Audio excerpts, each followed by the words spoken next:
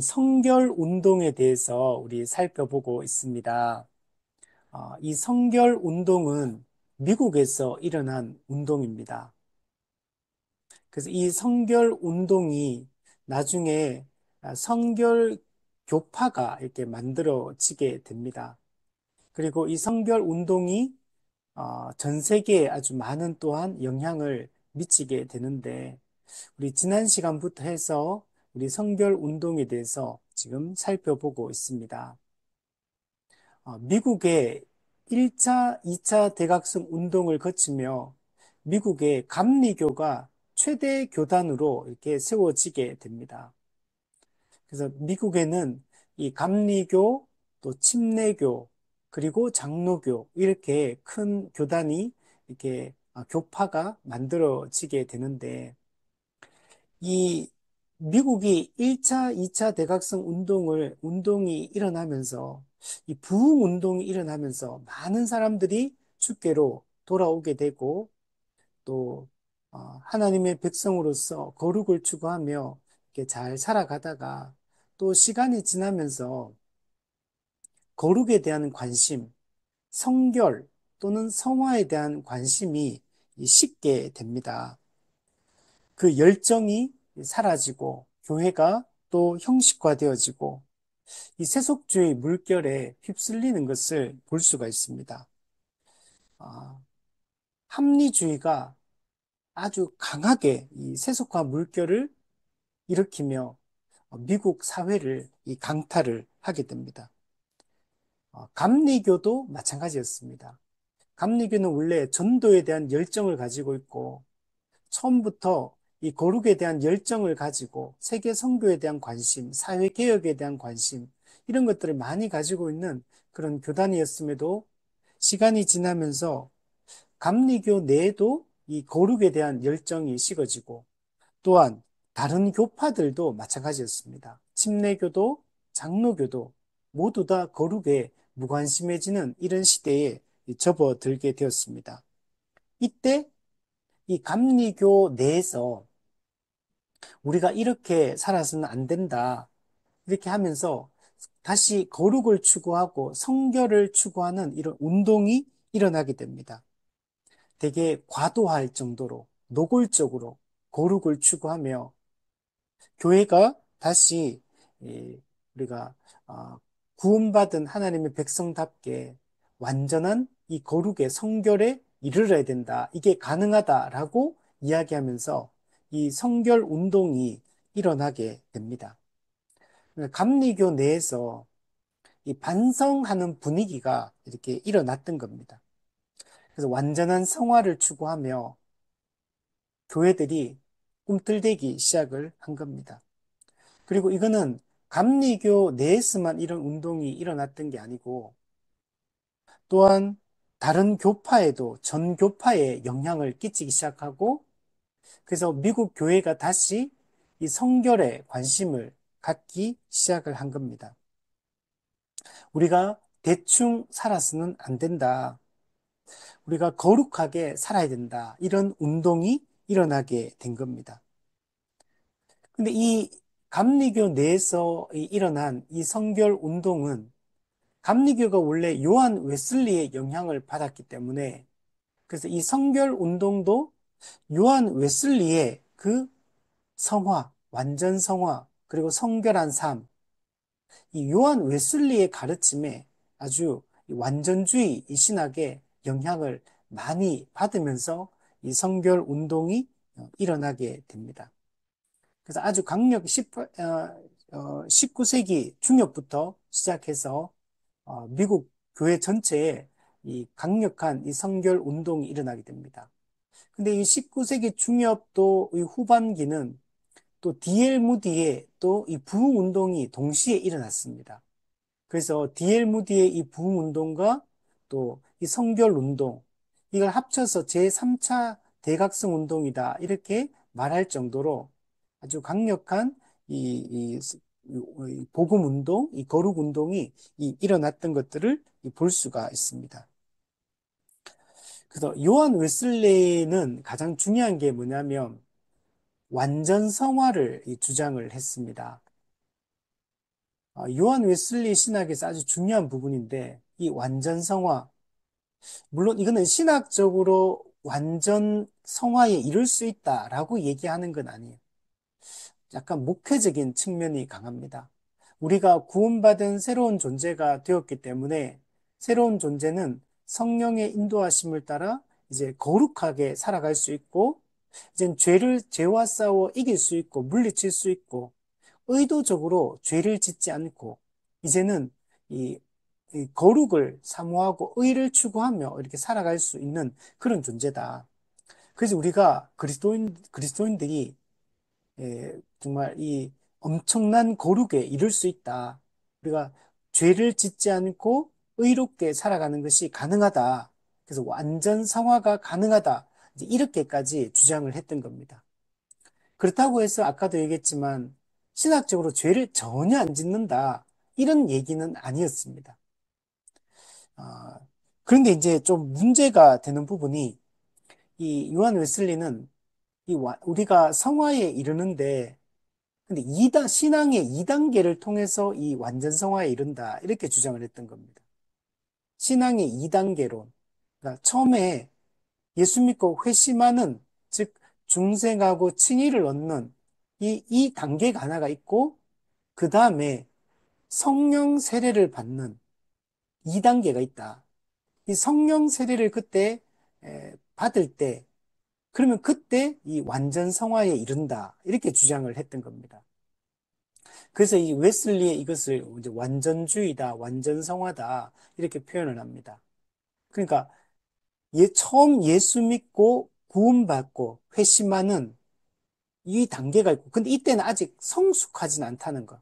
아직 성결하고 거룩이 완성되는 이런 단계는 아니라는 거. 아직까지 매우 이제 초보적인 이 신앙의 단계라고 이해를 했던 겁니다.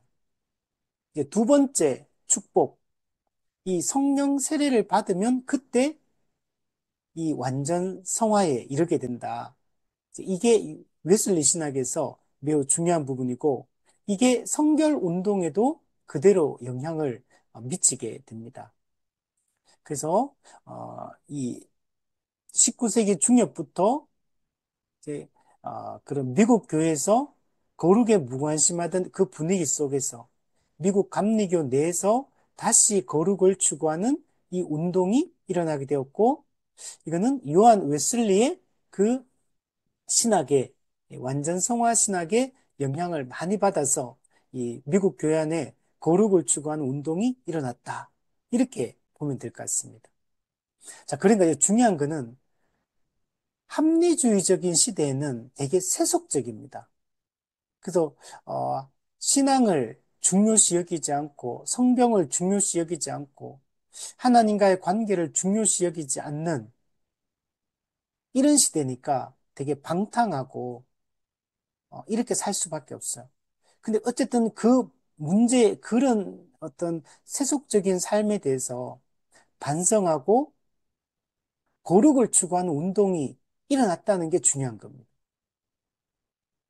오늘날 우리 한국 교회도 이 세상으로부터 교회가 비판을 많이 받게 되는 이유가 성경에서 이야기하는 예수님에 대한 이야기, 구원에 대한 이야기, 은혜에 대한 이야기, 이런 것들이 꼭 싫다기보다는 이제 믿지 않는 사람들 입장에서 보면 그리스도인들이 교회가 살아가는 그 삶이 깨끗하지 않기 때문에 거기에 실망을 하는 겁니다. 사실 그렇지 않습니까? 세상 사람들이 성경의 이 복음의 진리에 대해서 알면 얼마나 많이 알겠습니까?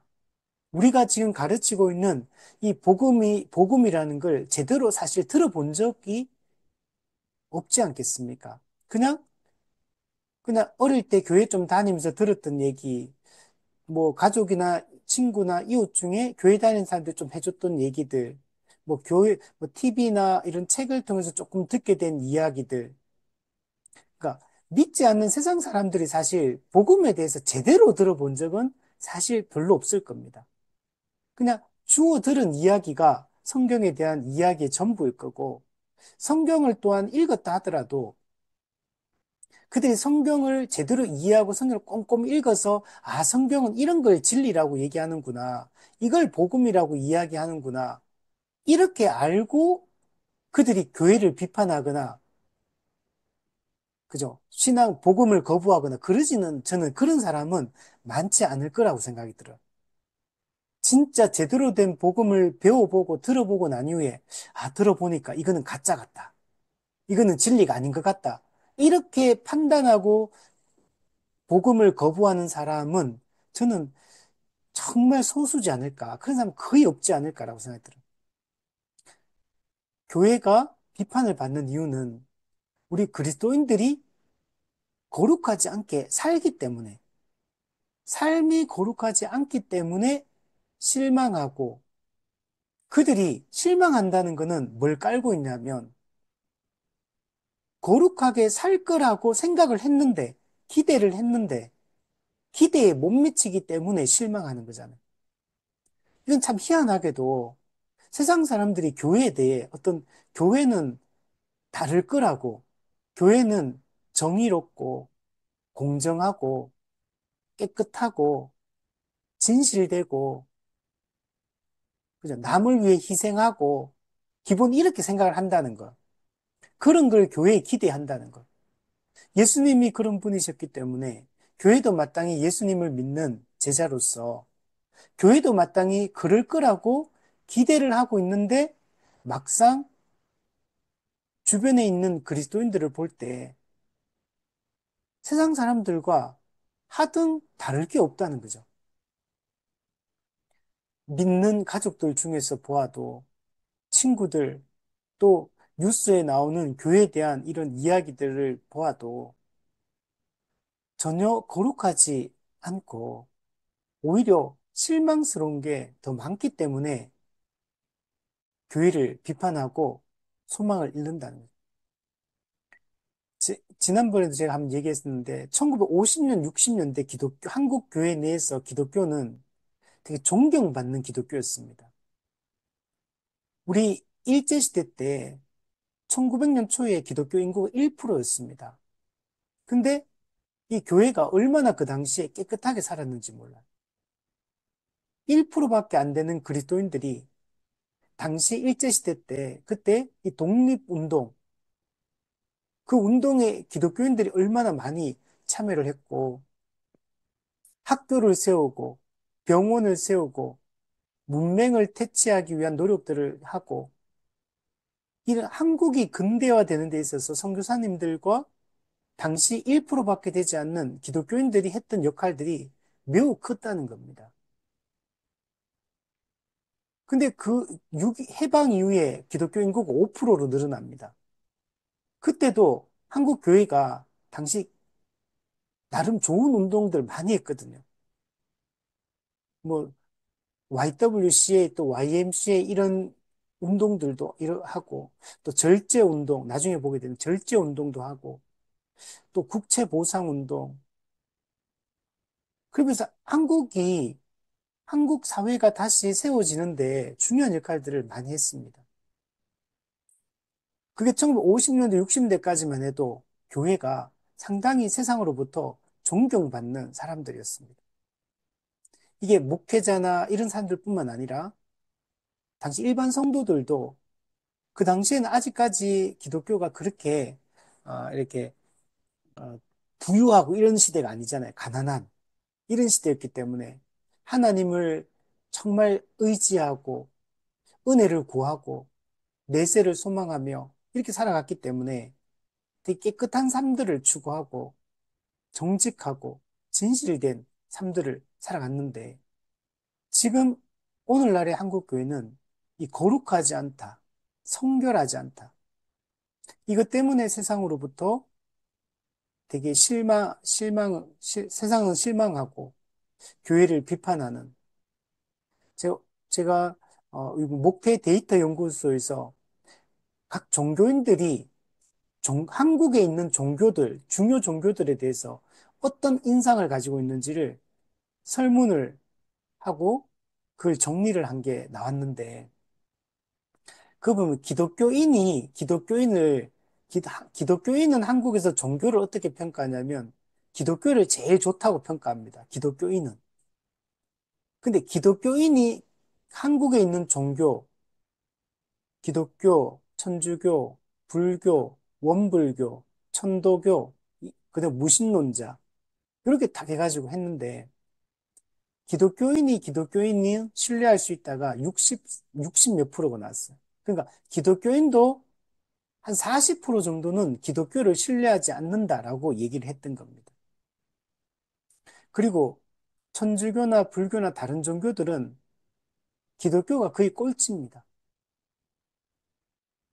천주교, 불교만 그런 게 아니라 원불교한테도 뒤져요. 천도교, 그럼 천도교 잘 모르잖아요, 우리가. 천도교한테도 기독교가 밀려요. 이게 오늘날 한국 교회가 이 한국 사회 속에 이렇게 비춰지는 모습인 겁니다. 기독교인이, 기독교인이 봐도, 세상 사람들이 봐도, 무신론자가 봐도, 타종교인이 봐도, 기독교가 신뢰를 받지 못하는 이유는 교회가 거룩하지 않기 때문입니다. 며칠 전에 또 제가 한 글을 봤는데, 한국 교회의 문제점에 대한 지적하는데, 그 몇 가지가 나왔는데, 물론 이런 것도 있어요. 기독교는 진리를 다 가지고 있기 때문에 진리 자체가 배타적입니다. 복음 자체가 배타적이에요. 복음은 다른 것을 인정하지 않거든요. 오직 예수 십자가 복음만이 복음이고 진리다라고 말하고 다른 종교에는 참된 구원의 진리가 없다라고 얘기하니까 복음 자체가 가지고 있는 독특성이 배타성입니다. 독선적으로 보일 수밖에 없고 배타적으로 비칠 수밖에 없는 진리 자체가 가지고 있는 그 특징이 있습니다. 근데 그거는 우리가 좋은 측면이에요. 그러나 그런 거 말고 교회가 거룩하지 않기 때문에 교회가 이렇게 비판을 받고 또 하나는 교회가 불의에 대해서 항거하지 않기 때문이다. 이런 얘기도 있어요. 잘못된 것에 대해서 잘못됐다라고 말을 해야 되는데 잘못된 것에 대해서 잘못됐다라고 기독교가 말하지 않는 문제. 이것도 기독교가 세상 속에서 비판을 받는 주요한 요인이다라고 얘기를 하더라고요. 또 여러 가지 이유가 있겠죠. 이와 같이 교회가 이 거룩을 잃어버리고 성결을 잃어버렸기 때문에 이런 현상들이 일어나게 되는 겁니다. 근데 어쨌든 미국 교회도 원래 그랬었는데 이 성결 운동이 내부적인 반성과 회개가 일어나면서 거룩을 추구하기 시작했다는 겁니다. 그래서 이 성결 운동이 여러분 일어나게 된 겁니다. 그리고 이 19세기에 일어났던 이 성결 운동이 20세기 미국의 로스앤젤레스에서 그 흑인 설교가 중에 윌리엄 시모어라고 있는데 이 사람이 아주사라는 지역의 그 거리에서 부흥이 일어납니다. 이걸 아주사 부흥 운동이다 이렇게 얘기하거든요. 거기서 말씀을 전하는데 놀라운 이 부흥이 일어나게 됩니다. 그래서 이 아주사 부흥 운동, 이 1906년도에 일어났던 이, 이 운동이 나중에 뭐로 발전하게 되냐면 오순절 운동으로 발전하게 됩니다. 그래서 수많은 오순절 교단들이 일어나게 돼요. 근데 이 오순절 운동도 어디에서 이게 기반하는 거냐면 이 성결 운동에 기반하고 있는 거예요. 그래서 19세기 후반에 있었던 이 성결 운동, 이게 20세기의 오순절 운동으로 또 발전하게 되어서 그 오순절 운동이 오늘날까지 어마어마한 영향을 지금 끼치고 있는 겁니다. 그만큼 이 성결 운동이 실제로 미국 교회에 미치는 영향이 대단했고, 그리고 이거는 거기만 아니라 전 세계에 영향을 미치고, 이 성결 운동이 한국에도 영향을 미치게 됩니다. 요한 웨슬레는 이 성결 운동이 요한 웨슬리의 신학을 따르는데 크게 요한 웨슬리는 세 가지 특징이 있습니다. 믿음과 은혜로 중생한다. 이 중생, 믿음과 은혜로 중생한다. 두 번째는 믿음과 은혜로 완전 성화에 이른다. 세 번째는 그 은혜에 대한 확정으로서 성령의 내적 역사가 있다. 이 세 가지가 요한 웨슬리가 중요하게 강조했던 부분인데, 그 중에 두 번째, 믿음과 은혜로 주어지는 이 그리스도의 완전 또는 완전 성화. 이 부분을 이 성결 운동이 이어받는 겁니다. 그래서 감리교 내에서 이 거룩의 회복, 성결의 회복에 대한 이 관심이 일어나게 되고, 그래서 이 성결 운동이 미국 사회를 일깨우기 시작을 했던 겁니다. 특별히 이때 1839년에 이 성결 운동을 초기에 주도했던 사람이 누구냐면 티모시 메리트라는 이 감리교 목사님입니다. 이분에 의해서 처음에 이 성결 운동이 주도가 됩니다. 이분은 그리스도인의 완전에 이르는 길이라는 잡지가 있습니다. 감리교 내에 그리스도인의 완전에 이르는 길이라는 잡지의 이 편집장이 이 티모시 메리트입니다. 이 사람이 그리스도 완전에 관심 있는 거. 그리스도의 완전, 즉 완전 성화, 성도의 완전 성화, 여기에 관심을 가지고 있었고, 그 잡지책 이름이, 잡지사의 이름이 이겁니다. 그래서 이 사람이 초기에 이 성결 운동을 주도를 하게 됩니다. 근데 티모시 메디트가 이런 성결 운동을 주도하게 된 거는 티모시 메리트 본인 자신이 이 완전 성화에 대한 체험을 하는 겁니다. 물론 우리 장로교 입장에서는 좀 이걸 좀 다르게 보지만 어쨌든 간에 이제 이분 입장에 이 목사님 입장에서는 완전 성화의 체험, 우리로 따지면 이런 겁니다. 어릴 때부터 교회를 쭉 다니고 이렇게 잘 하고 있는데 그 뜨뜻미지근한 겁니다. 그러다가 우리 뜨뜻미지근하게 신앙생활 하다가 어느 순간에 좀 큰 체험하는 경우가 있잖아요. 이걸 성령 세례라고 보는 거예요. 2단계. 그래서 이때 완전 성화, 그리스도인의 완전을 경험했다는 거. 그러니까 자신이 뜨뜻미지근하게 신앙생활 하다가 어떤 체험을 하게 되고 그 체험을 통해서 그 신앙이 그 이전과는 완전히 새로워지는 이런 경험을 하게 됐다는 겁니다. 그리고 이것을 막 간증하기 시작합니다. 그러면서 더욱더 이 성결에 성결 운동에 관심을 갖게 되는 겁니다. 그러니까 이 성결 운동도 앞서 얘기했듯이 요한 웨슬리의 이 신앙의 2단계로 회심과 성령 세례 이렇게 이해를 하기 때문에 여기 이제 이후에 이 성결 운동에 나오는 사람들 다 이런 체험들을 가지고 있고 그래서 어, 이게 기본 바탕이 된다라는 것들을 볼 수가 있습니다. 근데 우리 개혁파 입장에서는 이 신앙계 2단계, 신앙의 2단계론 우리는 이걸 믿지 않거든요. 우리는 처음 예수 믿고 성령 세례를 받아. 우리는 그때 완전히 새로워진다. 우리가 그때 거듭나면서 거듭남, 그리고 우리가 칭의, 그리고 결정적 성화, 이게 우린 다 이루어진다고 보거든요. 이게 개혁파 신학이고, 근데 여기서는 감리교 이쪽 신학에서는 이렇게 보지 않는 겁니다.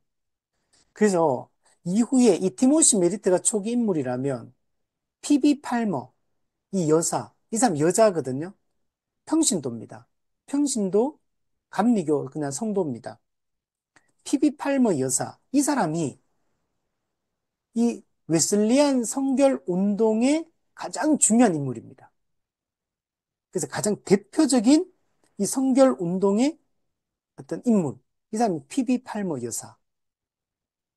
그리고 또 한 명이 있는데 찰스 피니. 우리 찰스 피니는 2차 대각성 운동의 주역이었거든요.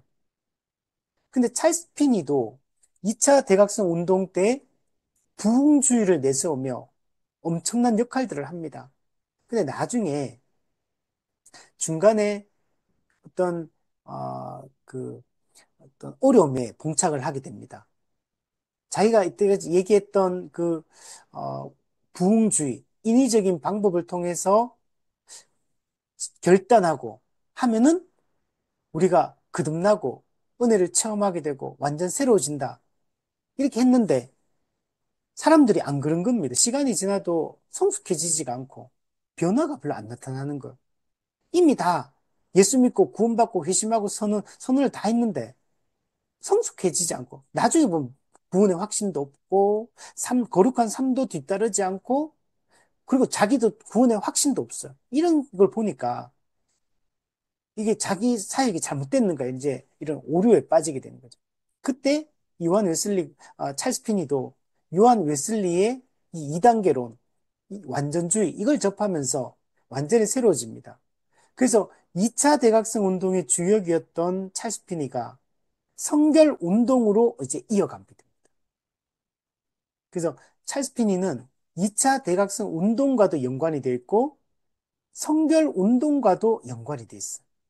그래서 그가 오벌린 대학교에서 그래서 이 찰스 피니가 주장했던 게 이 오벌린 성화주의. 이게 나중에 아주 중요한 큰 또 성결 운동의 하나의 큰 맥을 형성하게 됩니다.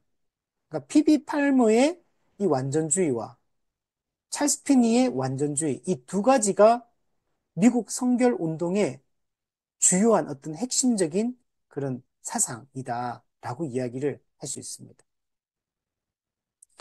자, 그래서 오늘은 제가 이게 원래는 찰스 피니까 다 한꺼번에 하려고 했는데 하고 하면서 이게 생각보다 양이 너무 많아서 좀 나누어서 좀 생각을 해봐야겠다 생각해서 오늘은 이 피비 팔머를 중심으로 이야기를 한번 해보도록 하겠습니다. 자, 좀 전에 얘기했듯이 웨슬리안 이 성결 운동의 초기 지도자는 티모시 메리트 감리교 목사였다. 자, 그리고 나서 이걸 이어받아서 이 실제로 꽃피우는 사람은 누구냐면 이 감리교 출신의 평신도 피비 팔머. 피비 파머라고도 이렇게 뭐 번역하기도 하고 팔머라고도 번역하는데 이 사람이 대표적인 이 성결 운동의 인물이다. 라고 얘기를 할 수 있습니다. 밑에 보시면 미국 감리교도로서 두 번째 축복 체험 이후 자, 여기도 나오죠. 앞서 티모시 메리트도 마찬가지잖아. 이 두 번째 축복을 다 경험해요. 완전 성화. 이걸 자기가 나름 어떤 신앙의 어떤 획기적인 전환점을 이루는 어떤 체험을 하게 됩니다. 이걸 이들은 성령 세례 2단계라고 얘기를 하는 거고, 이걸 통해서 이 완전 성화에 이르렀다라고 얘기를 하는 겁니다. 그래서 피비 팔머도 이 두 번째 축복 체험을 하는데, 이게 되게 좀 재밌는 일화들이 있어요. 좀 이따 얘기를 하면, 자녀를 6명을 낳거든요. 아이들을. 이제 남편이 의사예요. 의사하고 결혼해가지고 자녀를 6명을 낳았는데, 첫째 아들, 둘째 아들, 셋째 딸, 내리 3명이 죽어요. 어릴 때. 3명이 죽고, 그리고 나중에 또 3명을 낳긴 낳습니다. 그리고 본인 자신도, 피비 팔머 여사 자신도 병에 걸립니다. 근데 그 병이 극적으로 낫게 됩니다. 이 과정을 거치면서 신비한 체험을, 그러니까 나름의 개인적인 신앙 체험을 하게 된 겁니다. 이걸 계기로 해서 이 피비 팔머가 완전히 새롭게 각성한 상태에서 이 구령 운동, 성결 운동, 여기에 뛰어들게 됩니다. 이게 어떤 계기가 있는 거. 그래서 이 체험을 하게 되고, 그리고 나중에 이제 먼저 요 내용부터 읽어보면, 뉴욕에서 30년 이상, 거의 한 40년, 1830년부터 1870년까지 약 40년 정도 사실, 성결 증진을 위한 화요 모임을 인도합니다. 요 모임이 정말 중요한 모임이에요. 우리는 이런 모임 있었는지도 모르지만, 이 모임이 미국 교회에 엄청난 영향을 미칩니다. 목적이 성결 증진, 거룩 증진. 교회가, 성도들이 미국 교회가 거룩해지기 위해, 거룩하게 살기 위해서 화요 모임을 집에서부터 이게 가지, 집에서. 여성 운동입니다. 여자들 중심으로 해가 초기에 모입니다. 집에서. 이 화요 모임을 통해 가지고 엄청난 변화들이 일어나게 됩니다. 성결을 추구하는 화요 모임. 오늘 우리에게도 정말 필요한 게 이런 운동입니다. 사실 나중에 우리 한국 교회도 선교사들이 들어오고 1903년도에 원산 부흥 운동이 일어납니다. 이때도 회계 운동으로부터 시작되거든요. 1907년대 평양 대부흥 운동도 1905년부터 시작되었던 그 평양 장대현 교회 새벽 기도 이게 이어지는 거예요. 원산 부흥 운동이 이어져서 또 기도 운동으로 계속 확대가 되어져서 평양 대부흥 운동이 일어나게 되는 겁니다. 기도 운동이 딴 게 아니에요. 회개 운동이거든요. 거룩하지 않은 것에 대해서 회개하며 그때 성령의 강력한 역사가 일어났습니다. 그리고 항상 부흥, 변화는 회개로부터 거룩을 추구하기 시작하고 하나님 백성으로서 살기 시작할 때 거기에서부터 변화가 일어납니다. 그래서 거기는 항상 말씀과 기도가 동반이 됩니다. 오늘날 우리의 변화도 말씀과 기도, 회개 운동, 거룩을 추구하는 이 거룩 정진 운동, 이런 게 오늘날 우리한테 필요한 겁니다. 우리가 이 세상, 우리 교회를 개혁하고 세상을 개혁하고 하는 거에 대해서 우리가 늘 관심이 많잖아요, 다들. 근데 다른 방법으로 되는 게 아닙니다. 교회사를 보면 우리 성경도 보면 마찬가지잖아요. 전부 다 회개 운동, 여기서부터 모든 게 시작이 되는 것들을 볼 수가 있습니다. 처음에는 이 성교를 추구하는 여성도들이 여성 운동으로 이제 집에서 모여가지고 기도하고 말씀 보고 회개하고 여기서부터 시작되어서 나중에 어떻게 되냐면 이게 감리교, 그 당 미국 감리교 감독, 목사들, 교사들, 모든 사람들이 참여하는 이 미국 감리교 교파 전체 운동으로 이게 발전이 됩니다. 그만큼 이 화요 모임이 오랜 기간 미국 감리교 내에서 중요한 이 역할을 들어갑니다.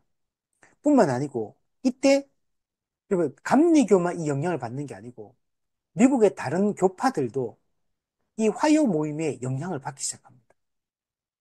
그래서 침례교도 장로교도 전부 성교를 추구하기 시작을 하게 됩니다. 여기에 피비 팔머 여사가 40년 동안 설교자로 이게 오랜 기간 동안 여기서 이 운동을 주도해 나갑니다. 그 1870년대까지. 그리고 우리나라의 이 감리교 선교사 아펜젤르 선교사 1885년에 들어오거든요. 그러니까 1815년 전까지도 이 화요 모임이 이 피비 팔머에서 미국의 선교 운동이 이게 했던 겁니다. 그리고 여기서 성결 안내 또는 성결 지침서라는 이 잡지가 발행이 됩니다. 성결 안내, 성결 지침서.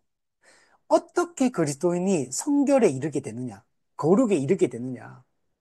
이걸 지침서 안내 책자였죠, 안내 책자.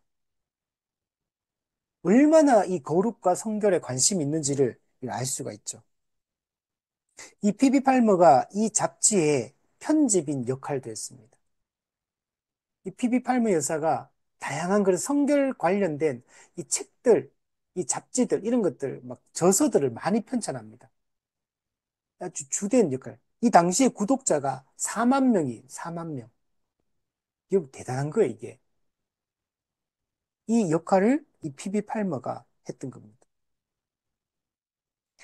피비 팔머에 대해서 좀 더 우리가 생각을 해보면, 이 사람은 1807년도에 미국에서 경건한 감리교 가정에서 출생을 하게 됩니다.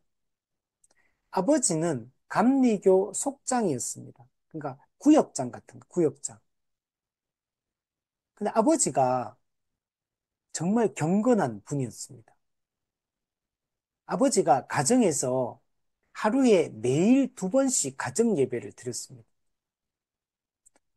아버지가 집에서 종을 땡 이렇게 치면 다 가족들이 모여가지고 가정 예배를 매일 2번씩 이렇게 드렸습니다. 아버지는 좀 엄격한 신앙 훈련을 자녀들에게 시켰다고 합니다.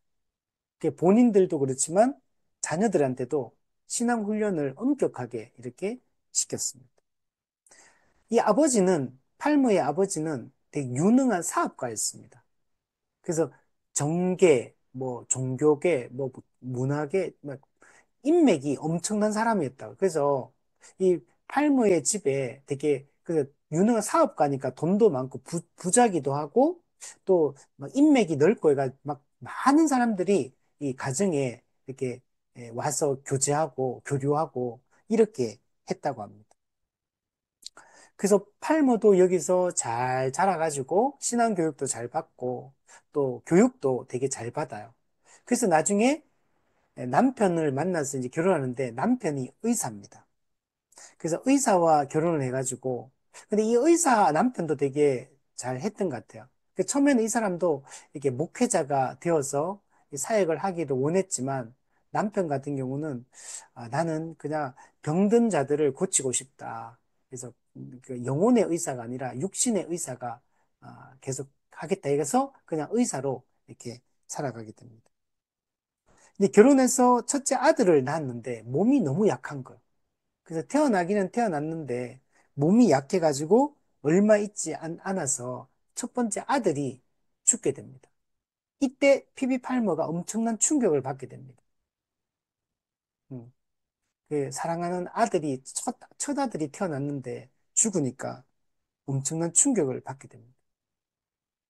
그러다가 둘째 아들이 또 태어나게 되는데 7개월 만에 또 죽게 됩니다. 엄청 충격을 또 받게 됩니다. 그리고 세 번째는 딸이 태어나게 됩니다. 딸이 태어나가 이제 어릴 때 이제 그 어, 돌보는 그 보모 같은 사람 있잖아요.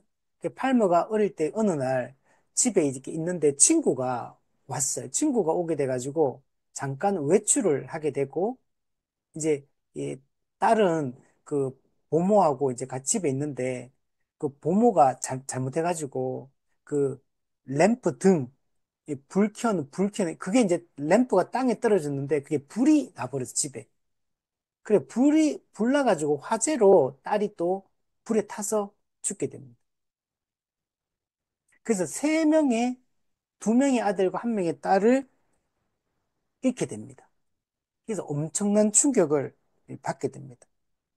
그래서 되게 이게 신앙이 좋았지만, 그러나 이게 엄청난 큰 아픔이 됩니다. 근데 이때 성경을 읽어요.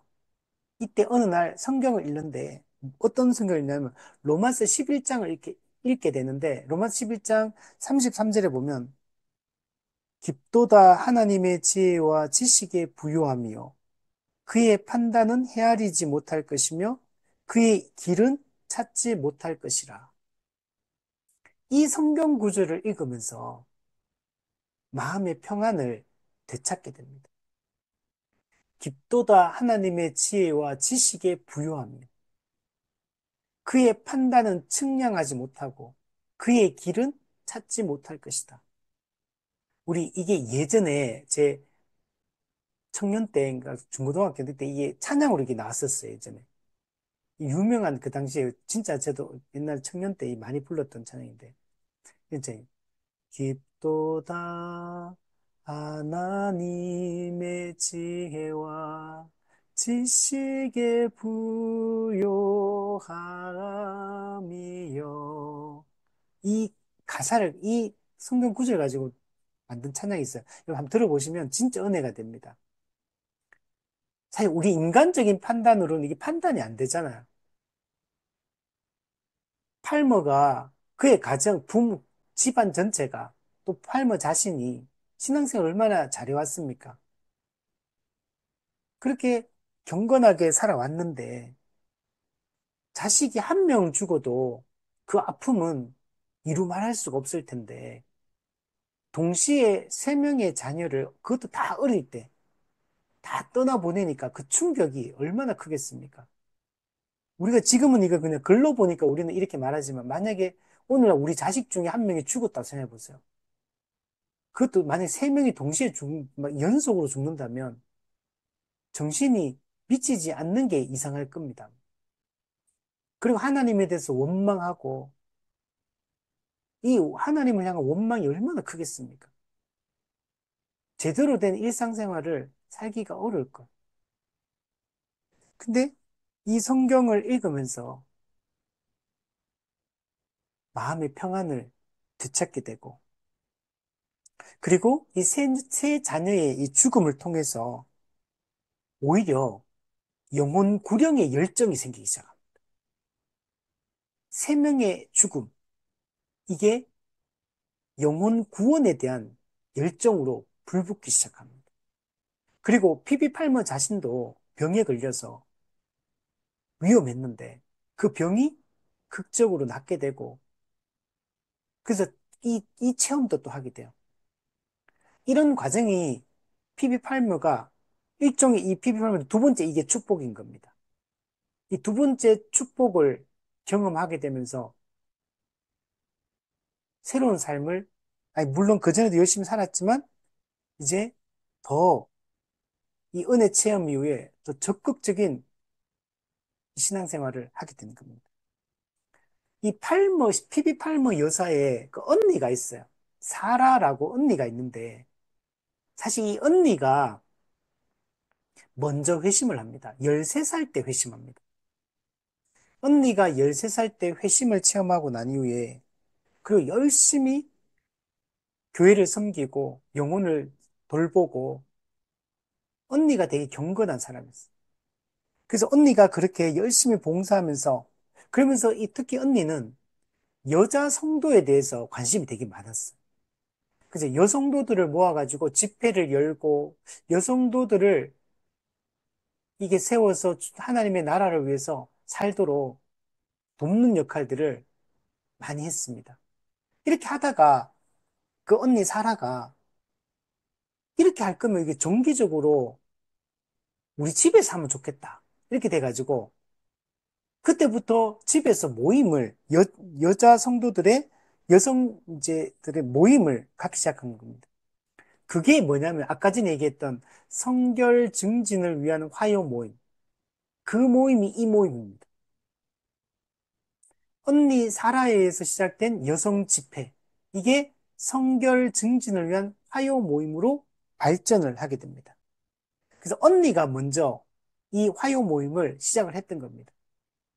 여기에 피비 팔머 여사도 동참을 하게 되고, 그리고 나중에는 실질적으로 피비 팔머가 이 화요 모임에 아주 주된 역할들을 하게 되고, 그 지도자로서의 역할들을 하게 됩니다. 그래서 40년 동안 이 화요 모임을 이끌게 되고, 이 화요 모임이 미국 교회의 이 거룩을 증진시키는데 아주 큰 일조를 하게 되고, 미국 교회로 하여금 거룩에 관심을 갖도록 하는데 아주 중요한 역할들을 하게 되었던 겁니다.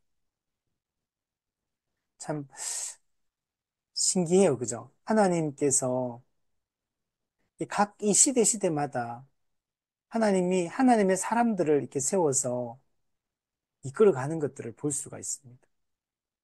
미국 교회가 그렇게 세속주의 물결에 합리주의 사상에 물들어서 거룩에 무관심해지고 사람들은 방탕하게 막 살아가던 그런 시기에 이런 성결 운동이 일어나고 이 성결 운동의 중심에 감리교 여자 평신도 이 피비 팔머가 그 중심에서 이 운동을 펼치게 됩니다. 그리고 이 운동의 영향으로 이후에 미국 교회에 어마어마한 영향을 끼치게 되는 겁니다. 자, 여기서 이제 중요한 게 밑에 재단 신학을 주장을 합니다. 이게 이제 요한 웨슬리하고 좀 달라요. 요한 웨슬리는 이런 주장을 하지 않았는데, 근데 피비 팔머는 이 재단 신학이라는 걸 주장을 합니다. 먼저 그 내용을 밑에 한번 읽어보면, 기존의 웨슬리안들은 완전한 성화가 오랜 시간이 필요한 역동적인 과정을 통해 성취된다고 주장을 했습니다. 그런데 피비 팔머는 이것을 반대합니다. 자신을 희생제물로 제단에 드림으로, 그러면 성결을 받는다는 거. 선물로서. 그러니까 이게 오랜 시간이 필요한 게 아니고 순간적으로, 즉각적으로 성결이 이루어진다. 거룩이 이루어진다라는 거. 요한 웨슬리안도 완전 성화를 주장했잖아요. 근데 그게 점진적인 과정을 통해 완전 성화가 되는 거라고 이해를 했는데, 근데 여기서는 피비 팔머는 순간적으로 자신을 제단에 드리면, 그러면 순간적으로 성결해진다. 이런 제단 신학이라는 걸 주장을 합니다. 그리고 이렇게 되는 데 있어서 인간의 역할이 중요하다. 인간의 역할을 완전 성화가 순간적으로 이루어짐에 있어서 인간의 역할이 중요하다. 이렇게 주장을 합니다. 그러니까 이게 요한 웨슬리안들과 이 피비 팔머의 이건 차이점입니다.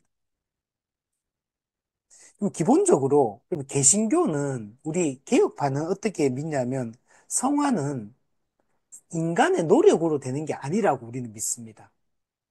성화는 성령의 역사로 말미암아 우리가 성화된다. 거룩해진다. 기본적으로 우리 개혁파가 믿는 것은 이겁니다.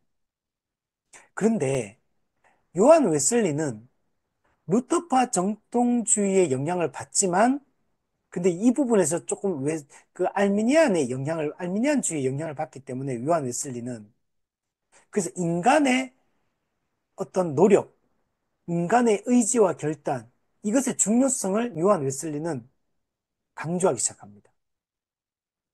이게 우리 개혁파하고 요한 웨슬리의 차이거든요. 근데 요한 웨슬리는 인간의 어떤 역할을 통해, 노력을 통해 완전성화에 이르지만, 그러나 오랜 기간에 걸쳐서 역동적인 이 과정을 통해서 성도가 완전성화에 이른다. 이렇게 주장했던 반면에, 피비 팔머도 성화는 성령의 역사이긴 하지만 인간의 노력이 중요하다. 이걸 동일하게 강조하는데, 근데 요한 웨슬리보다 더 강조를 하는 거. 인간의 역할이 더 중요하다. 인간의 역할에 대해서 요한 웨슬리는 좀 약하게 주장했다면, 피비 팔머는 인간의 노력과 결단이 매우 중요하다. 이렇게 강조했던 거고, 또 하나, 요한 웨슬리는 오랜 기간을 통해 완전성화에 이른다고 주장했던 반면에, 피비 팔머는 자신을 제단에 드리면 순간적으로, 즉각적으로 성결에 이른다. 이렇게 주장을 했던 겁니다. 여기서 중요한 게 이제 자신을 제단에 드린다. 자신을 제단에 드리면 성결해진다. 만약에 자신을 제단에 안 드리면 성결해지지 않는 거죠. 그 자신을 제단에 드리는 게 중요한 겁니다. 오늘날에도 이 개념이 우리한테까지 지금 내려오고 있어요. 우리 지금 한국 교회 안에도 우리가 자신을 하나님께 내어드려야 된다. 이런 말들을 쓰거든요. 우리가 하나님께 자신을 드려야 된다. 이 드리는 거, 이 드리는 개념이 여기서부터 출발하는 거. 자신을 드린다. 하나님께 드린다. 하나님께 자신을 내어드린다. 이런 개념이 이 피비팔무의 이 자신을 제단에 드린다. 이 개념에서 출발해서 자신을 드린다라는 개념이 우리한테까지 지금 들어와 있는 겁니다. 그러면 피비팔머가 자신을 제단에 드리면 성결해진다. 완전 성화에 이른다. 라고 주장을 하는데 이게 도대체 어디서 나온 개념이냐, 이게. 이 어디서 나온 거냐면 마태복음 23장 19절에서 나온 개념이에요.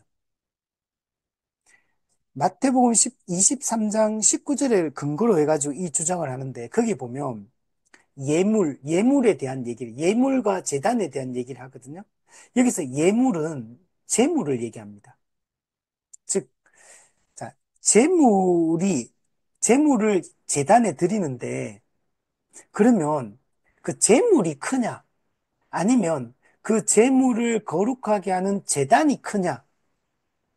이런 얘기를 그 마태복음 23장에서 해요. 그럼 뭐가 큽니까? 재물이 큽니까? 재물을 거룩하게 하는 제단이 큽니까? 제단이 더 크죠. 제단이 더 커요. 그죠? 재물보다 제단이 더 큽니다. 왜? 제단이 재물을 거룩하게 하기 때문에 제단이 재물보다 더 크다는 거. 자, 그러면 TV 팔머가 이해한 그럼 여기서 제단이라는 것은 뭐냐? 기본적으로 TV 팔머는 제단은 우리 옛날에 제사 지낼 때 구약에 제단이 있잖아요. 제사 지내는 제단. 우리 신약 시대로 말하면 여기서는 TV 팔머는 예배 드리는 제단 이런 개념을 써요. 그래서 예배 드리는 이 제단, 예배당의 제단, 여기에 자기 자신을 드리는 거다. 근데 그 제단은 본질적으로는 예수 그리스도를 의미한다. 이렇게 팔면 이해를 합니다. 그러면 어쨌든 그 제단이 예배, 그 예배당의 제단이든 본질적으로 그게 예수님이든 어쨌든 중요한 거는 신자가 자기 자신을 제물로 제단에 드려야 된다는 거. 즉, 제단에 드린다 또는 예수님께 드린다. 제물은 자기 자신인 거. 자기 자신을 제단에 드리면 곧바로 순간적으로 성결해진다는 거. 자기 자신을 예수님께 드리면 순간적으로 완전 성화에 이르게 된다라고 얘기를 하는 겁니다. 신자가 자신을 제단에 드리면 성령께서 역사하셔서 우리를 거룩하게 만든다는 거. 이해되나요? 쉽게 얘기하면 우리가 우리 자신을 하나님께 드리면 성령께서 역사하셔서 우리를 거룩하게 순간적으로 만든다는 거. 이거 그러면 제단에 드리는 행위는 누가 하는 거냐면 내가 해야 돼, 내가. 내가 나 자신을 온전하게 하나님께 드리면 성결에 이르게 되지만 만약에 내가 온전하게 안 드리면 이 순간적인 성결이 안 이루어진다는 거. 중요한 것은 내가 내 역할, 내 의지, 내 결단으로 나를 하나님께 온전히 드려야 되는 거. 온전히 안 드리면, 온전히 드리면 성결해진다. 라고 얘기를 하는 겁니다. 그리고 팔문은 성결해진다라고 할 때 단순히 영혼만 성결해지는 게 아니다. 우리의 전인격이 다 성결해지는 거다. 이런 주장을 합니다. 물론 맞죠. 우리가 거룩해질 때 영혼만 거룩해지는 게 아니라 우리의 전인격이, 전인격적으로 우리가 거룩해지는 거죠. 근데 이걸 주장하면서 팔머가 그러니까 전인격적인 성결을 얘기했잖아요. 그러면은 이 전인격 속에는 우리 육체도 포함이 되는 거예요.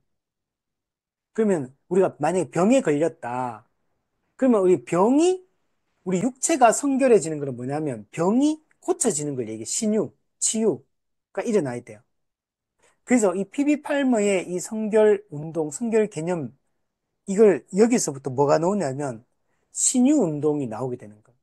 우리 한국 교회도 은사 집회 가면 맨날 신유, 치유 이런 얘기 많이 하잖아요. 이 신유 운동. 특히 이 신유 운동은 오순절 교단들이 많이 해요. 순복음계통에. 오순절 교단에 이런 데 가면 이 신유 이런 거 많이 가요. 우리 기도원에 가도 한국 교회가 이런 거 많이 하잖아요.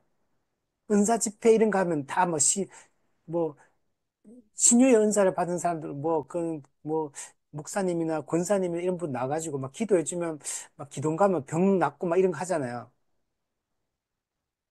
이 개념이 여기서부터 출발하는 거예요. 그러니까 이 성결 운동, 전인적 성결이기 때문에 이 육체도 포함되고 육체가 성결해지는 것은 병이 고쳐지는 것과 또 연결돼서 그래서 이 성결 운동에서 신유 운동으로 연결되어질 수 있는 가능성이 열리게 됩니다. 그 실제로 이게 오순절 운동에 넘어가면 이제 신유 운동으로 발전, 그 은사주의 운동에 들어가면 이 신유 운동이 일어나게 돼요. 그래서 이게 미국 교회를 나중에 강탈을 합니다.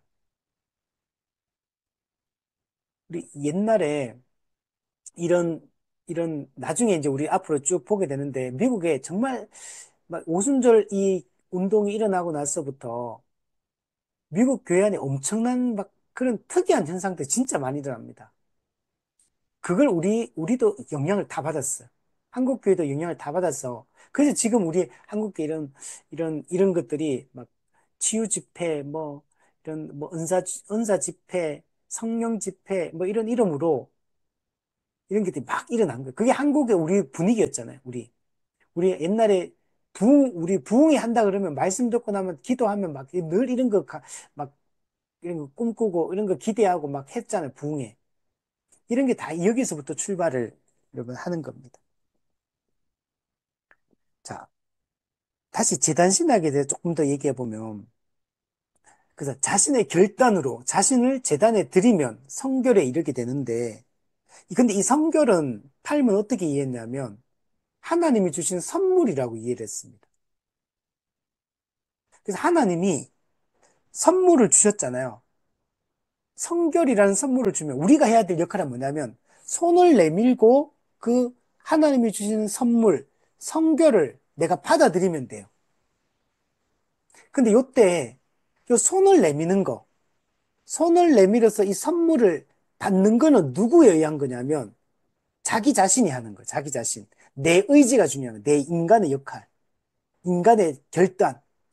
내가 손을 안 내밀면 안 돼요. 그래서 내가 하나님이 성결이라는 그러니까 우선 1차적으로 내가 자신을 제단에 드려야 돼. 온전히 나를 온전히 제단에 드리면 하나님이 나한테 선물로서 성결을 주시고 그러면 나는 손을 내밀어 가지고 그 성결을 받아들이면 되는 거예요. 온전히 내가 그 받기만 하면 되는 거예요. 그래서 여기서 인간의 이런 역할, 노력, 결단 이게 매우 강조가 좀 되는 거예요. 요한 웨슬리도 이걸 강조하지만 PB 팔머는 더더욱더 이걸 많이 여러분 강조를 합니다. 자, 그러면 PB 팔머가 말하는 이 인간의 역할을 세 가지로 설명을 합니다. 크게 보면 첫 번째, 전적 헌신. 이 사람이 해야 돼요. 하나님께 전적 헌신을 해야 된다. 두 번째, 믿어야 된다. 믿음. 세 번째, 간증을 해야 된다. 이게 인간의 역할이다. 인간이 해야 될 일이다. 라고 얘기합니다. 전적 헌신은 뭐냐면 하나님께 모든 걸 맡기라는 거예요. 하나님께 모든 걸 맡기라. 자기 자신을 온전히 포기하고 하나님께 온전히 자기 자신을 맡겨라. 이게 전적 헌신입니다. 사람들이 왜 성결에 실패하느냐? 하나님께 자기 자신을 온전히 맡기지 않기 때문이다. 자기 자신을 온전히 하나님께 드려야 되는데 온전히 안 드리니까 성결하지 못하는 거다. 이렇게 얘기해요. 우리 자신을 하나님께 온전히 드려야 돼. 이게 성결해지는 방법. 물론 우리 개혁파는 조금 다릅니다. 근데 여기서 이제 얘기하는 거요. 그래서 여기 인간의 이 노력인 거, 인간의 역할인 거. 내가 드려야 돼, 내가. 내가 나 자신을 하나님께 온전히 드려야 돼요. 그러면 이 전적 헌신하면 성결해진다. 두 번째, 믿음. 하나님이 우리에게 성결을 주실 것이라고 믿어야 된다. 이거예요. 하나님이 이 완전한 성결을 줄 거라는 걸 내가 의심하면 안 된다는 거. 하나님이 완전한 성결을 주실 것이라는 믿음을 가질 때 성결이 주어진다는 거.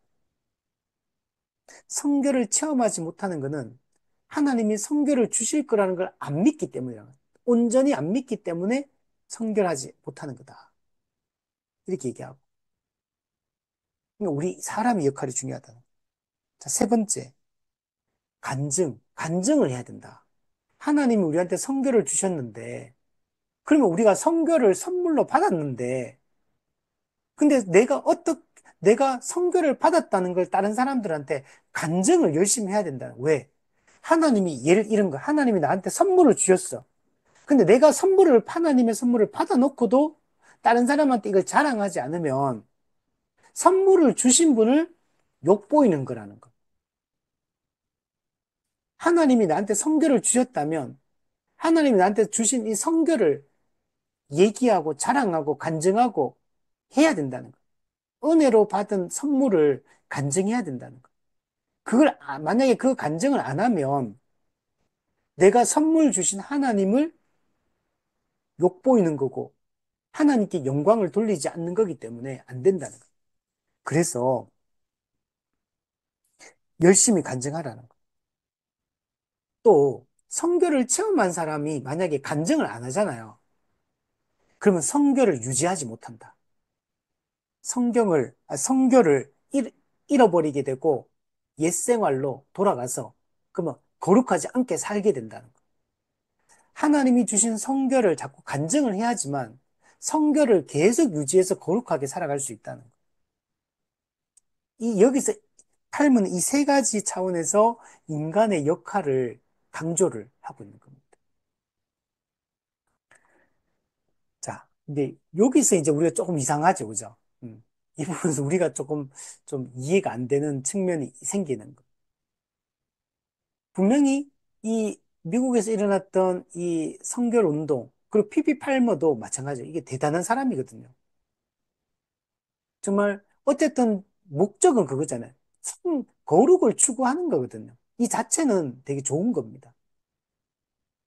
그런데 이 성결 운동이 조금 여기서 약간 이상한 방향으로 조금 나갔던 겁니다. 이런 면에서 보면. 그래서 우리 개혁파 신학을 가지고 있는 입장에서 봤을 때는 조금 우리가 동의하기 어려운 지점들이 생긴다. 그리고 이게 그 이후에 오순절 운동으로 이어지고 그 이후에 계속 이어져서 지금 우리한테까지 지금 내려와서 이 영향을 우린 지금도 받고 있는 겁니다. 그래서 우리 지금 한국교회도 이 거룩, 성결, 성화라는 걸 우리 개혁파적인 입장에서 이걸 이해를 해야 되는데 그렇게 아니고 자꾸 우리 이 약간 뭐랄까 이제 그 알미니안 계통의 이런 사람의 역할, 인간의 역할 이거와 연관해서 많이 생각을 해요. 여러분 이게 지금 우리 지금 들으면 좀 되게 이상한 것 같이 느껴지지만 우리가 지금 다 이렇게 하고 있어요. 그래서 우리가 지금 거룩해지려면 뭐 해야 된다고 생각합니까? 내가 말씀을 많이 봐야 된다. 내가 기도를 많이 해야 된다. 내가 노력해야 된다. 내가 죄를 안 지려고 노력해야 된다. 내가. 그리고 다른 성도를 볼 때 우리 어떻게 하면, 만약 그 사람이 거룩하게 안 살아요. 저 사람이 열심히 안 해서 그렇다. 열심히 신앙생활 안 해서 그렇고, 열심히 기도 안 해서 그렇고, 열심히 성경 안 봐서 그렇고, 열심히 노력 안 해서 그렇다. 열심히 죄와 안 싸워서 그렇다. 다 그렇게 생각하잖아요. 이게 전부 다 이 영향을 우리가 받고 있는 거. 우리는 어떤 거냐면, 우리는 그냥 하나님의 우리 말씀을 열심히 배우고, 열심히 가르치고, 하나님 주신 은혜를 늘 깊이 묵상하면서, 그래서 우리가 이 말씀 안에서 그 은혜 속에 우리가 은혜 방편을 부지런히 사용하면서 우리가 있으면 성령께서 우리를 점점 더 거룩하게 우리를 다듬어 가신다. 우리는 그냥 그 말씀에 열심히 순종하려고 노력할 뿐이지 우리가 그 노력의 결과로서 거룩해지는 게 아니거든요. 우리는 그냥 말씀을 열심히 배우고 그 말씀이 가르치는 대로 생각하고 그 말씀에 순종하여 행동하려고 애쓰고 그냥 그렇게 하긴 해요. 그러나 그게 그 노력의 결과로서 거룩해지는 게 아니고 하나님이 베푸시는 은혜로 우리가 거룩해지고 성령께서 우리를 성화되게 하시는 거거든요. 근데 우리는 그 성화는 전적인 성령의 역사라는 걸 우리는 그걸 확신하지 못하고 자꾸 우리 인간의 나의 어떤 역할, 나의 노력 여하라고 생각하는 거. 그래서 이 부분이 그렇다고 해서 우리 개혁파가 우리가 아무것도 안 해도 된다. 그냥 수동적으로 가만히 있으면 된다. 그런 얘기는 아니에요. 그렇지만 이걸, 그 원인을 인간의 결단, 인간의 노력, 인간의 역할, 이게 원인이라고 생각하는 것과 하나님의 은혜가 원인이라고 말하는 건 다르다는 거. 우리도 다 열심히 해야 됩니다. 안 하는 게 아니고. 우리도 열심히 말씀에 순종하고 하려고 하지만 그게 근본적인 원인이나 공로는 아니라는 거예요. 근데 여기서는 그게 아니라 인간의 역할이 실제적으로 그게 원인이라고 생각을 하는 겁니다. 그래서 이걸 강조를 하고 있는 겁니다. 사실 제가 생각할 때는 한국 교회는 이게 훨씬 강해요. 이 생각이. 목회자의 설교에서도 이게 훨씬 강하고 성도들의 생각 속에서도 자기 자신을 바라보는 태도에 있어서도 사실 이런 생각이 훨씬 강하다고 저는 생각이 듭니다.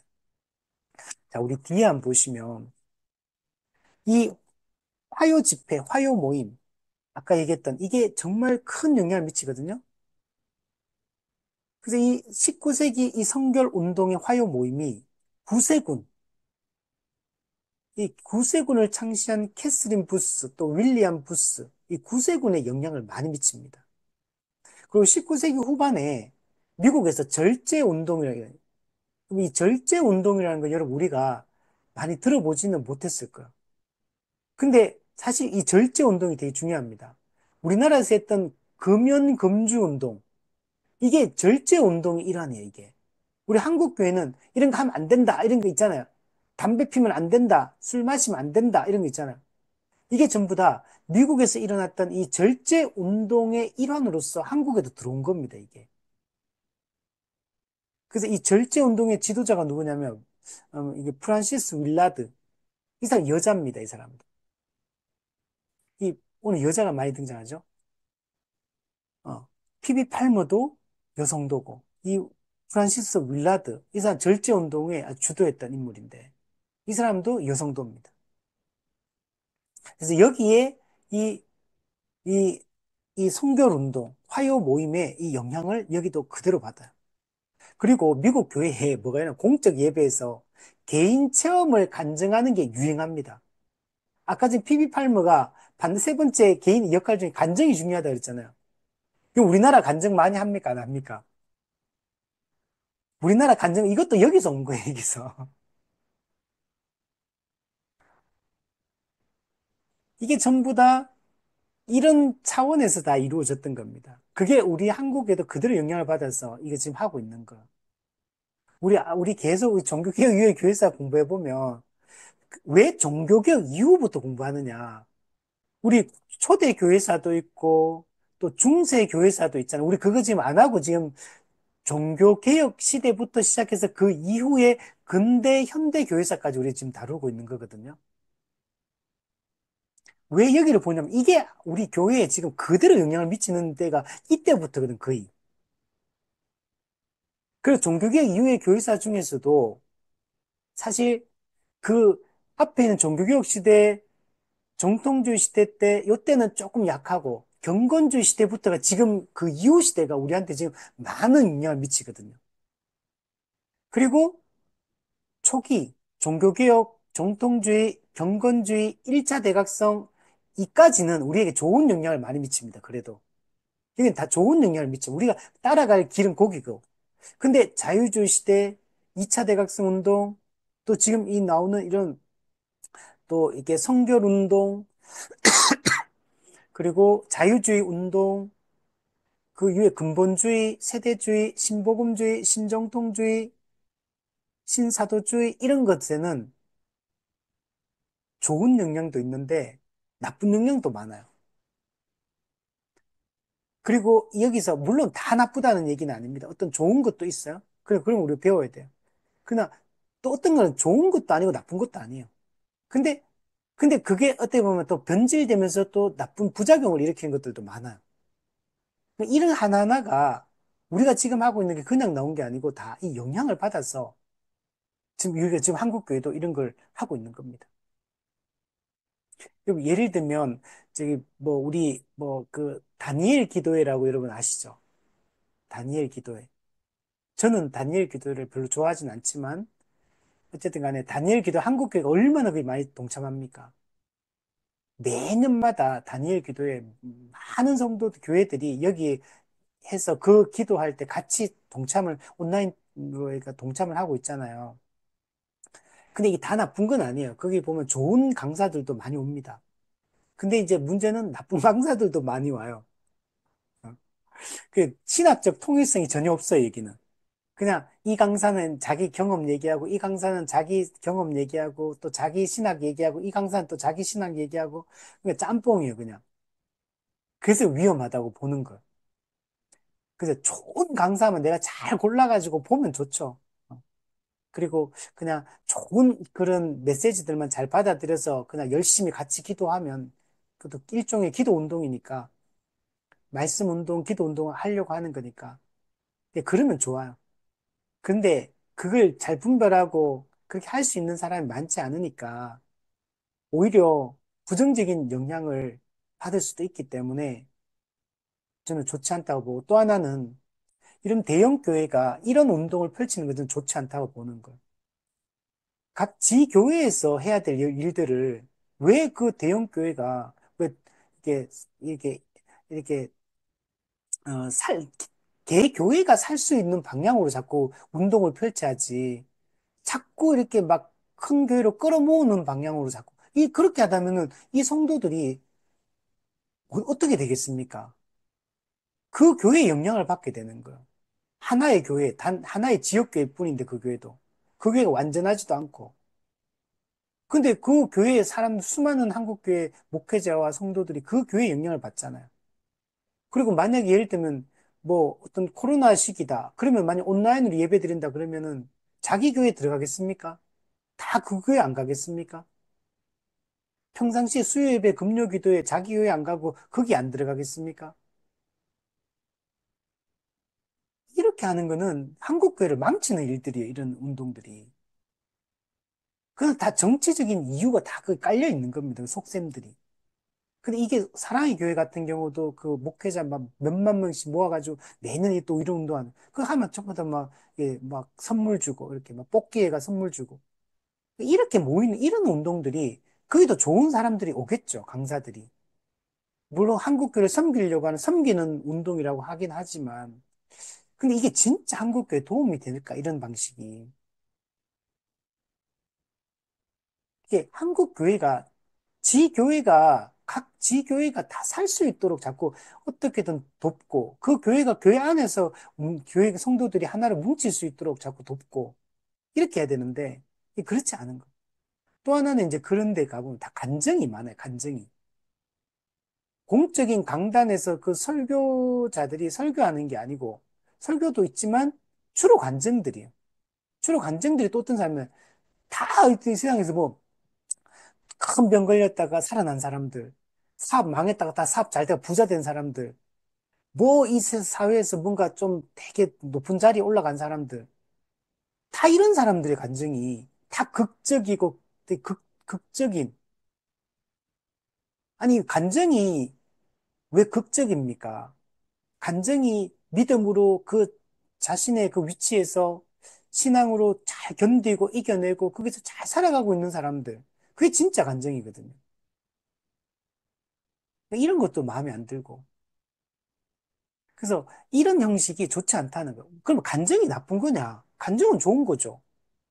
그래서 하나님이 정말 말씀에 근거해가지고 올바른 내용으로, 올바른 방식으로, 올바른 형식으로 성도들끼리 하는 그 하나님 삶의 역사하셨던 하나님 은혜를 성도들과 나누고 이렇게 하면 좋은 거죠. 좋은 거죠. 간증 자체 나쁘다고 볼 수는 없지만. 근데 이게 공예배에서 이게 너무 큰 비중을 차지하기 시작하는 거예요. 점점 더. 그래서 이런 방식이 아니고 복음 자체를 우리가 잘 선포하고 그 간증 같은 경우는 꼭 굳이 공적으로 하지 않아도 상관없거든요. 근데 이게 아주 중요한 도구로서 이렇게 사람들의, 이거 왜냐면 되게 극적이니까 사람들의 마음을 뭔가 막 뜨겁게 불러일으킬 수 있다고 자꾸 보는 거. 말씀으로 승부를 보려고 하지 않고 진리로 승부를 보려고 하는 게 아니고 자꾸 이게 자극적인 방식으로 자꾸 하는 이런 것들이 부작용으로 이런 게 또 나타나요. 그래서 이 간증이라는 것도 우리가 잘해야 됩니다. 바르게 해야 되고, 어, 그래서 특히 간증을 할 때는 그 내용을 잘 살펴봐야 돼요. 지금 한국 교회에서 하는 많은 뭐, 막 돌아다니면서 하는 간증들, 저는 대부분 좋지 않게 봐요. 다 어떤 자극적이고, 극적이고, 그게 모든 사람에게 통용될 수 없는 일반화의 오류에 빠진 얘기들이에요. 하나님이 병 걸린 사람도 언제 다 고쳐주십니까? 하나님이 가난한 자들 언제 다 부자 되게 하십니까? 그는 일반화시킬 수 없는 거거든요. 물론 어떤 한 개인의 성도가 그런 경험했을 때 하는 은혜에 감사할 수 있죠. 그 간증할 수도 있고. 근데 그걸 일반적인 그러면 거기 그 듣는 사람들 중에 나는 안 그런데 나는 이렇게 해도 늘 가난하고 나는 이렇게 열심히 신앙생활해도 늘 아프고 나 이렇게 해도 우리 자식들 잘 안 됐는데 그러면 그런 사람들은 다 그러면 저주받은 사람들입니까? 그럼 열심히 노력 안 해가지고 그 노력이 부족하니까 당신이 저 사람은 더 많이 기도하고 더 많이 봉사하고 더 많이 헌신했기 때문에 저런 복을 받고 당신은 열심히 봉사를 안 했기 때문에 헌신하지 않았기 때문에 그런 복을 못 받은 거다. 이렇게 생각하지 않겠습니까? 그렇게 하면. 그러니까 이걸 간정도 우리가 잘해야 되고 내용과 형식과 이런 것들이 바르게 된다라고 말할 수 있습니다. 자, 이제 마지막으로 여기서 이제 이 PB 팔머의 이 화요 모임이 이 구세군과 미국의 절제 운동에 영향을 많이 미치거든요. 그래서 그러면 구세군하고 미국 절제 운동에 어떻게 이 선결 운동이 영향을 미쳤느냐. 자, 우선 첫 번째, 구세군. 구세군 그러면 우리 제일 쉽게 떠오르면 자선 냄비, 성탄절에 빨간 그 군복 같은 거 탁 입고 남자 여자가 탁 서가지고 빨간 냄비 같은 데가 하면서 시내 가면 항상 있잖아요. 크리스마스 때 자선 냄비 이걸로 유명하죠. 근데 우리가 구세군에 대해서 잘 몰라요, 사실은. 왜냐면 구세군이라는 걸 우리가 예를 들면 우리가 감리교, 침례교, 뭐 순복음 이러면 우리가 좀 잘 알잖아요. 우리 통합적, 고신척 이러면 한국교회에서는 잘 아는데 구세군 그러면 뭔가 우리가 이런 걸 잘 못 봤기 때문에 잘 모르잖아요. 그죠? 구세군은 뭐냐면 1865년도에 영국의 감리교에서 분립해 나온 게 구세군입니다. 그러니까 구세군도 기본 뿌리는 영국 감리교입니다. 왜 분립이, 여기서 이 분립할 때 중요한 이제 부부가 있어요. 중요한 인물 역할을 하는 부부가 윌리엄 부스, 그리고 그 아내인 캐서린 부스. 윌리엄 부스는 감리교 목사입니다. 영국에. 근데 이 사람이, 이 두 부부가 이 구세군을 창설하게 되거든요. 이 사람이 원래 감리교 목사로서 윌리엄 부스 아내가 영국에서 빈민들, 가난한 자들, 이런 사람들을 잘 돕고 섬기며 이렇게 사역을 했습니다. 근데 이렇게 감리교 목사로서 이렇게 사역을 하는데, 그 감리교 교회의 성도들, 중산층, 그래도 좀 잘 사는 사람들, 이런 사람들이 그 당시에 되게 가난했거든, 영국도. 그러니까 이제, 그는 도시의 그 가난한 자들, 이런 사람 교회 오고 하니까 귀찮은 거. 그래서 좀 부유하고 좀 중산층의 사람들이, 중산층 이상의 사람들이 이 빈민들을 교회 못 오게 하는 거. 오지 마라, 너거는. 이렇게 되는 거. 좀 약간 분리를 시키는 거. 근데 이게 어느 한 교회만 그런 게 아니고, 그게 영국 감리교 내에서 이런 일들이 되게 비일비재하게 일어났던 것 같아요. 그러니까 윌리엄 부스가 영국 교회를 보면서 빈민들을 이렇게 차별하고, 가난한 자들을 이렇게 무시하고, 교회가 이렇게 하는 거에 대해서 염증을 느낍니다. 그래서 윌리엄 부스 부부가 그래서 감리교에서 나와가지고 빈민가로 들어가가지고 거기서 교회를 세우고 그리고 빈민 운동을 하는 겁니다. 그래서 처음에는 이 구세군이 하나의 교파가 아니었고 그냥 자선단체입니다. 빈민들을 구호하기 위한 자선단체 또는 선교단체 이렇게 처음에는 시작이 됐어요. 그러다가 이게 점점 커져서 이제 구세군이라는 교파를 형성, 구세군, 군대입니다, 군대. 그래서 여기는 목사님들도 이제 일종의 군대 장교 같은 거. 그 옷도 이렇게 구세군에서는 옷도 이렇게 군인처럼 이렇게 옷을 입고 이렇게 하는 이유가 그런 겁니다. 어쨌든 이분들은 그러니까 빈민들, 가난한 자들, 약자들, 소외된 자들 이런 사람들을 구호하고 이들을 위한 복지 또 빈민구호소, 고아원 이런 거 세워가지고 구호 활동에 중점을 두고 그러면서 복음을 전하는 이런 운동을 했던 게 이 구세군입니다. 그러다가 1차, 2차 세계대전이 일어납니다. 이때 그러면 수많은 빈민들이 생기게 되잖아요. 고아들이 생기게 되고 이때 이 구세군이 아주 중요한 역할들을 이때 많이 하게 됩니다. 근데 이 구세군은 중요하게 사랑을 강조합니다. 아가페적인 사랑. 그래서 이 아가페적인 사랑으로 사람들을 섬기자. 그래서 이런 사회사업, 복지사역, 구호, 이런 것에 온통 에너지를 쏟아서 하게 됩니다. 근데 구세군도 기본은 뿌리가 어디냐면 감리교였잖아요. 그러니까 감리교였기 때문에 요한 웨슬리의 이 완전주의 신학에 영향을 많이 받은 이 사람들입니다. 그래서 이 구세군도 완전 성결을 강조합니다. 완전 성결.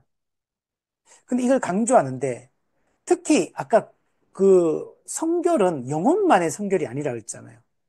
전인격적인 성결, 거룩, 이걸 추구하거든요. 그래서 특히 이 구세군에서는 이 요한 웨슬리도 그런데 뭘 강조했냐면 사회적 성결, 이걸 강조합니다. 그러니까 영혼은 어떤 영적 성결이겠죠. 신체적으로는 몸이 치유되는 걸 얘기할 거고. 근데 사회적 성결, 사회적 거룩, 이걸 강조합니다. 이 사회가 거룩해져야 된다는 거예요. 교회만이 아니라 사회가. 이 가난한 자들, 약자들, 소외된 자들, 이들을, 이들을 보호하고, 이들을 복지를 하고, 구호를 하고, 이런 걸 해야 된다는 거. 이런 걸 사회적 성결이라고 하거든요. 그래서 구세군은 특히 이 부분에 관심이 많은 거예요. 사회적 성결. 그래서 특히 그 아내인 캐스린 부스는 그래서 이걸 어떻게 표현하면 사회구원이라고 해요. 사회구원. 여기에 이 구세군은 어떤 관심이 많아요. 근데 이 구세군이 미국에서도 이게 있잖아요. 그래서 미국에서 이 구세군이 윌리엄 부스와 캐서린 부스도 마찬가지고 미국에서 일어났던 이 성결 운동, 이 운동에 영향을 받는 겁니다. 당연하겠죠. 이 성결 운동 자체가 웨슬리 신학의 기초에서 일어난 운동이기 때문에 뿌리가 같은 사람들인 거예요. 그래서 미국의 이 성결 운동이 이 영국의 구세군 운동에도 영향을 미치게 된 겁니다.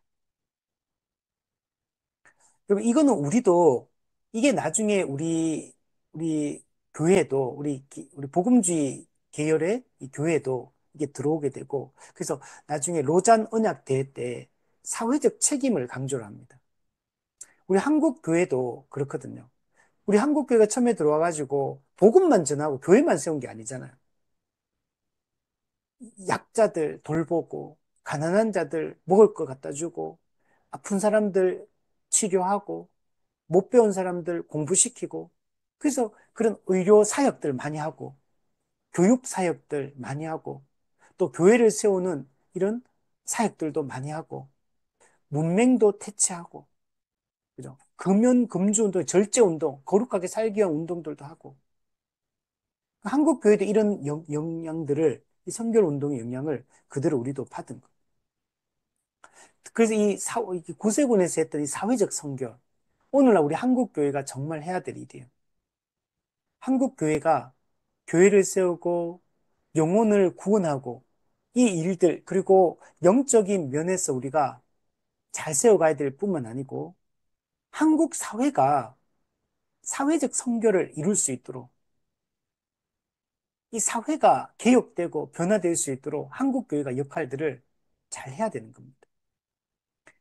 한국 교회가 사회적 책임을 다해야 돼요. 가난한 자들, 또 정의가 굽고 공정하지 않고 불이한 이런 사회 시스템들 문화들, 이런 거 바꿔가야 되는 거예요.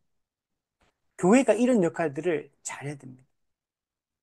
근데 오늘날 우리 한국 교회는 오히려 이 면에서 너무나 부족한 게 많은 거예요. 오히려 교회가 비상식적인 이런 생각과 또 그런 가르침과 그런 태도를 보이는 것들이 많죠. 사회적 성결을 오히려 깨뜨리고 있는 거죠.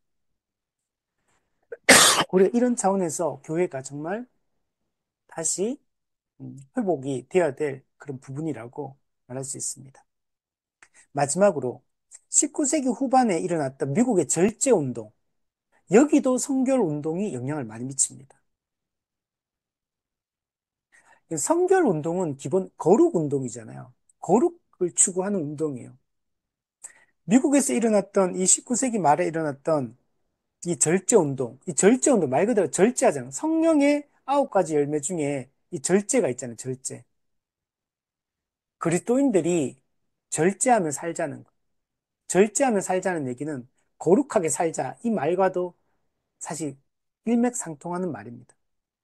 거룩한 삶을 살려면 절제 안 하고 거룩한 삶이 가능하지 않다는 거. 당시에 미국에 뭐가 문제였냐면 음주, 술, 술이 큰 사회의 문제였어요. 그래서 이 술, 그리고 성적으로 방탕한 거, 성적 순결이 없고 성적으로 너무나 방탕한 사회. 그리고 폭력 문제, 특히 가정폭력 문제, 거기다가 담배, 이런 거, 마약, 이런 거. 이게 다 문제가 되는 겁니다. 그래서 미국에서 이런 절제 운동이 일어났을 때 이거는 거룩한 삶을 살기 위해서 이런 것들을 절제하잖아. 끊자는 거야, 이걸. 그러니까 이 절제 운동 자체가 성결 운동인 거야. 근데 이 절제 운동이 바로 미국에 일어났던 이 성결 운동의 영향을 받은 겁니다. 이 운동의 영향을 받아서 이 절제 운동이 강하게 일어났던 겁니다. 그리고 이때 이 영향을 받은 절제 운동의 영향을 받았던 선교사들이 한국에도 들어왔고, 그래서 한국에서도 이 절제 운동을 하기 시작한 거예요. 그래서 한국 교회들 아주 이 금연 금주 운동 이런 거 이게 다 여기서 절제 운동에서 영향을 받아서 하는 운동들입니다. 이 배경을 좀 살펴보면 미국의 절제 운동이 일어나기 배경을 보면 2차 대각성 운동의 지도자 중에 한 명이 리만 비치라는 사람이 있습니다. 이 목사님이 미국에 절제협회라는 걸 먼저 만듭니다. 2차 대각성 운동 때. 절제협회. 그래서 여기서 금연, 금주 운동을 이 리만 비치가 이걸 펼치기 시작합니다. 왜, 그러면 금연, 금주 운동을 그 당시에 리만 비치가 펼쳤느냐. 당시 미국 사회의 가장 위험한 적이 뭐냐라고 했을 때 이게 술이다라고 이렇게 말할 정도로 이 음주가 너무 과도했던 거예요. 술을 사람들이 너무 많이 마시는 거예요. 그러니까 술로 말미암아 수많은 사건 사고가 막 일어났던 겁니다. 그래서 그 배경에 들어가 보니까 술 문제가 아주 심각한 거예요, 이게. 그래서 2차 대학생 운동의 지도자 중에 한 명이 리만 비치가 이 절제 협회를 만들고 그리고 이 금연 금주 운동을 펼쳤습니다. 그러니까 그러다가 이제 이렇게 하는 도중에 여성도 중에 한 명, 이 사람이 프란시스 윌라드입니다. 이 프란시스 윌라드가 이 절제 운동에 동참해서 참여하기 시작합니다. 그래서 그때부터 이런 흡연, 마약, 기아, 매춘, 폭력, 이런 것의 원인이 음주다. 그러면서 특히 술을 절제하자. 음주 이렇게 하지 말자. 금주하자. 이제 이런 운동들이 펼쳐지게 되는 겁니다. 그래서 이 미국에서 세계 기독교 여자 절제회라는 단체가 만들어지게 됩니다. 세계 기독교 여자 절제회, 여성 운동입니다. 그러니까 이 프란시스 윌라드가 여성도거든요. 여성 운동으로서 절제, 여자 절제회가 만들어지게 된 겁니다. 그래서 미국에서 이 운동이 크게 이제 펼쳐지게 되었습니다. 이 운동도 미국의 성결 운동에 영향을 받은 겁니다. 그리고 여기서 영향을 받은 선교사들이 한국에 들어오게 되고, 한국에도 대한여자절제회가 만들어지게 됩니다. 1923년. 그래서 1923년에 한국에 만들어진 대한여자절제회. 여기서 아주 중요한 역할을 해서 한국의 이 금연 금주 운동, 그리고 뭐 여러 가지 이런 폭력, 또 뭐 여성 인권, 뭐 이런 문제들, 이런 것에 다 관심을 갖고 한국에 이런 운동들을 펼쳐가기 좀 시작했던 겁니다. 이게 전부 다 성결 운동의 영향을 받아서 이런 것들이 이루어졌다라는 것들을 볼 수가 있습니다. 우리 정리하면 오늘 우리 성결 운동의 주요 인물들 중에서 초기 성결 운동에 중요한 역할을 했던 티모시 메리트 목사님, 그리고 아주 중요한 또 대표적인 인물인 피비 팔머, 감리교 여성도였던 피비 팔머에 의해서 성결 증진을 위한 화요 모임을 통해서 성결 운동이 미국 교회 안에서, 미국 사회 안에서 어떻게 펼쳐져 갔는가. 그리고 그 성결 운동이 구세군이든지 또 절제 운동이든지 또는 그 미국 사회 전체에 또 다른 교파들에 어떻게 영향을 미쳤는지를 오늘 살펴보았습니다. 우리가 오늘 들은 대로 기본은 우리가 배워야 될 점이 거룩하지 않는 미국 사회, 미국 교회에, 거룩에 무관심한 미국 교회에 다시 거룩에 관심을 갖도록 이 불을 당겼다. 교회는 거룩하신 하나님의 은혜로 구원받은 자로서 마땅히 거룩하고 성결한 삶을 추구해야 되는데 그렇게 하지 않던 미국 교회에 경종을 울리고 다시 성결 운동을 일으켜서 이게 미국 교회를 쇄신하고 미국 교회가 이 영혼 구령 세계 선교에 헌신하고 이 땅에 하나님의 이 거룩한 교회의 그 교회됨을 보여주는 역할들을 했다는 걸 우리가 기억을 해야 됩니다.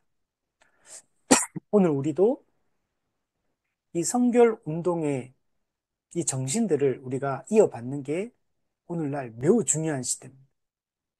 지금 우리 한국 교회가 지금 이 당시에 성결 운동이 일어나기 전에 미국 교회하고 비슷합니다. 오늘 우리도 지금 이 성결 운동이 지금 교회 안에 지금 일어나야 되고 성도 한 사람 한 사람이 정말 하나님의 영광을 대변하고 있다는 생각을 가지고 거룩하게 살아가야 됩니다. 그러나 이제 보면 알지만 좀 다른 측면들이 있죠. 우리가 또 받아들이기 힘든 이런 부분들도 있다는 걸 우리가 기억하고 이런 부분들은 우리 개혁파, 우리 신학을 따르는 자로서 우리가 이런 것들은 또 잘 분별해서 올바른 교리와 신학을 우리가 또 잃어버리지 않도록 하는 것들이 매우 중요합니다. 우리 오늘은 여기까지 하고 우리 다음 주에는 우리 찰스 피니의 성결 운동에 대해서 우리가 한번 살펴보고 그리고 윌리엄 보드만 그리고 스미스 부부 이들을 통해서 미국에서 어떻게 이 성결 운동이 또 진행되었는가를 우리 다음 주에 또 한번 살펴보도록 하겠습니다.